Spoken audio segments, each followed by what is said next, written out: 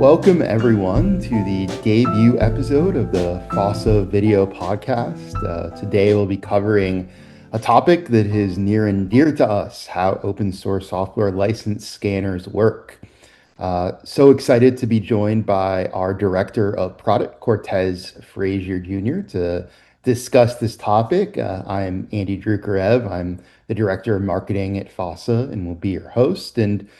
I think we can jump right into it, Cortez. And just from the start, I think a lot of our customers and certainly a lot of organizations that have automation around open source license compliance depend on tooling to detect different open source components and to surface different licenses. But how does that actually work? What are kind of the technical mechanisms behind the way scanners surface that information? Yeah, absolutely. Super excited to be here. Andy, thank you for that glorious setup and introduction, kind of talking about one of my favorite topics. Um, when I think about how license scanners work, there's really three phases that each one of them, regardless of, the tooling or ecosystem, have to go through.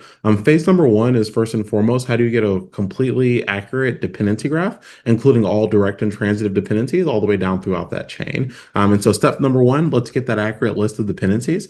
Step number two is then how do you associate that accurate list of dependencies with the licenses that you'll then be finding for those. And there's going to be many techniques that I'll actually kind of talk through here and further. And then the third piece is now that I have my accurate list of dependencies, I have what are all the potential licenses associated there. How do I then determine which license obligations am I required to meet based on that list of licenses? And you have to do all three of those in order to do license compliance for regardless of the scanner that you're using effectively.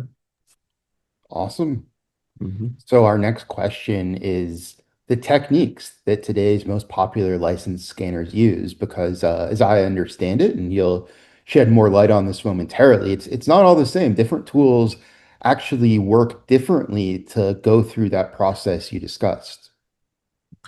Yeah, it's actually a really good call out. And I think understanding the technique that your tool is using will give you a lot of insight into what the implications are for, either false positive, false negatives, and everything else in between.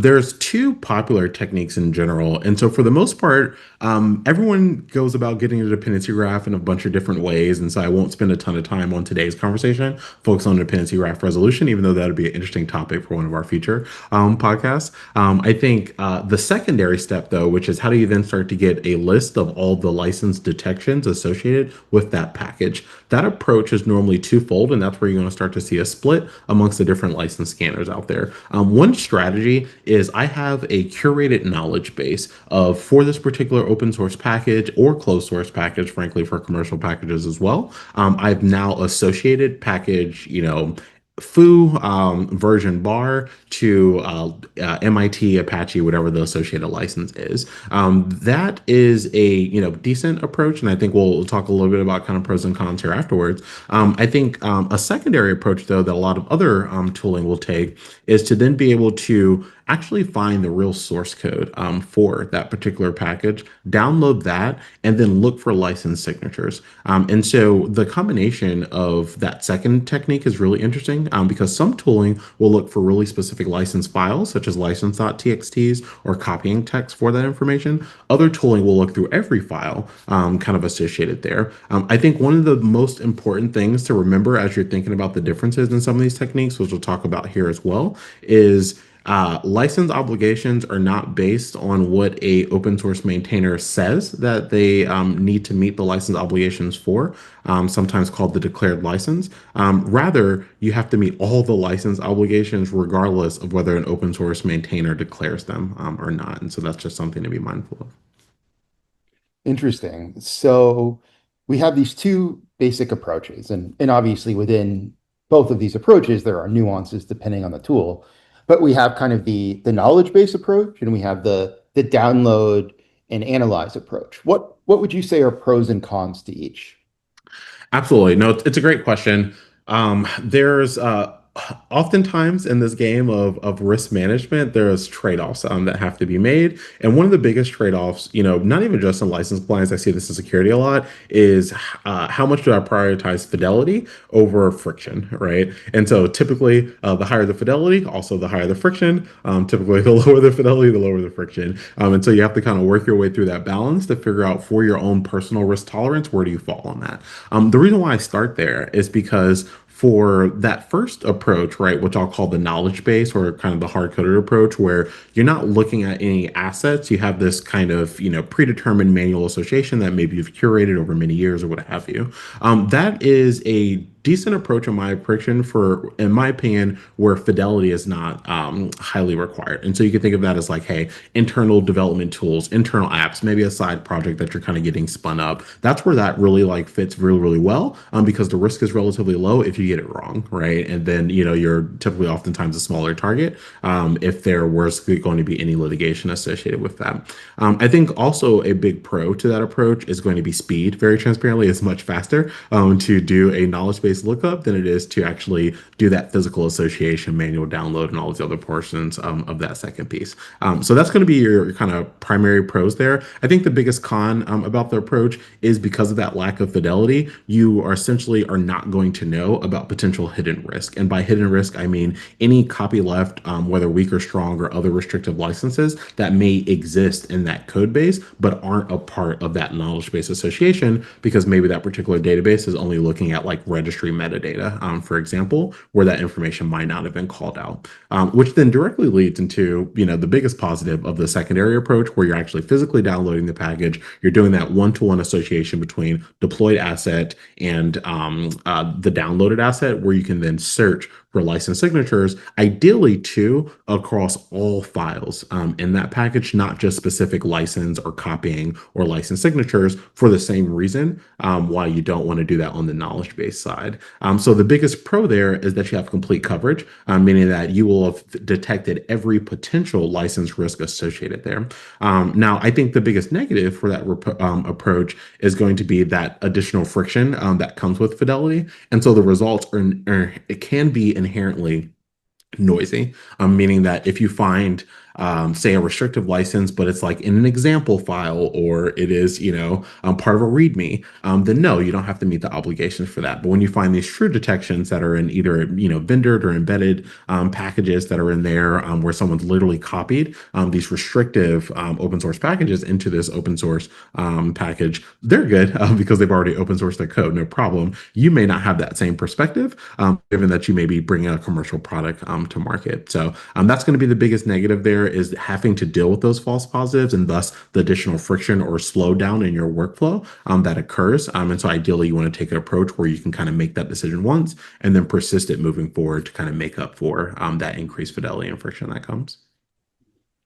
No, it's a great summary, Cortez. And I think just to really hammer home one of the points you made earlier, the license that the open source package author declares uh, doesn't mean that's your only obligation as the end user of that open source package. If the open source package author declares that they have an MIT licensed artifact, but they've actually copied a large chunk of a GPL licensed component into their library, you as the end user still do have to comply with the GPL license. And that's, I think, really one of the main advantages to the full coverage approach that you highlighted with actually downloading and examining the source code, is it's not just based on a knowledge base that might only, include that declared license. So I think that's for organizations that really care about license compliance, that have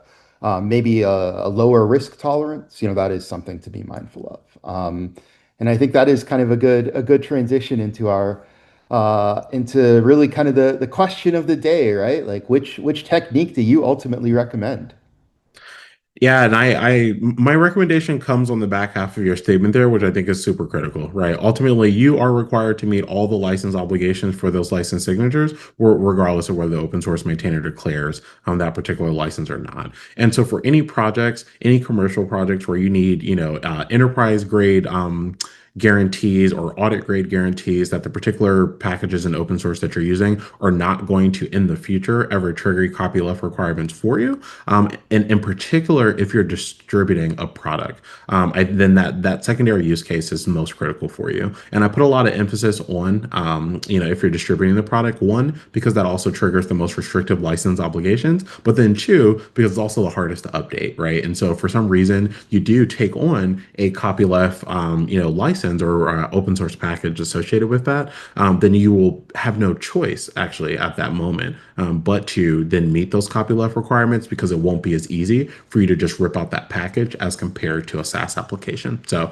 I highly recommend you finding a tool that will be able to confirm with details, right? Actual file matches and actual snippets of where they found the license signatures at, and making sure that you can then audit that back to your open source package usage, because that's what's going to allow for you to have the most secure posture, if you will, from a license perspective. Now, with that said, I do think that the knowledge-based lookup has its approach, or has its place. And in particular for those internal development projects, for these projects that are maybe smaller and lesser concerned that have less risk area and surface, then yes, at that point in time, it's probably not worth the added friction that comes with doing the kind of full approach of downloading those particular assets and searching them for licenses. Ultimately, though, you have to make the best decisions you can with the budget that you have. And if there's any way that we can help you over at FOSSA, I have a lot of ideas. If it's not clear by now, FOSSA's approach is very firmly the secondary approach, where we do make sure that we download every physical asset. We then run our license compliance algorithm completely against that, which then allows for us to have that audit trail. And I'm super excited for then being able to have some further conversations on what it looks like to deal with some of the negatives that come with that around, some of those additional detections, and how do you triage that, how do you associate them, and how do you, ultimately come to the right set of obligations that you need to meet. No, awesome. No, I think that's a wonderful explanation. And that's going to conclude the debut episode of our podcast. Just to sum up, talk today about really the two main techniques that license scanning tools use to get the end user the information they need about the open source packages and open source licenses in their projects. One, which is based on a knowledge base, curated connection between open source component and license. The other, which as Cortez mentioned, is the approach we take at FOSSA, is based on a full downloaded analysis of the actual code and files associated with the open source dependency, which is definitely the more comprehensive approach, definitely one that a lot of our customers who do distribute software tend to prefer. But thank you again, Cortez, for your wonderful insights today. Really appreciate it. And like Cortez hinted at, this will not be the last episode of the FOSSA podcast on license scanning and how you deal with some of the noise around, the declared license and maybe some that are hidden or otherwise discovered. So more to come on that, but hope folks found this discussion useful and maybe a little bit more clarity on the different ways that license scanners work. So thank you, Cortez, once again, and thanks to everyone for listening. Hope you have a great day. Absolutely. Take care, everyone. Until next time.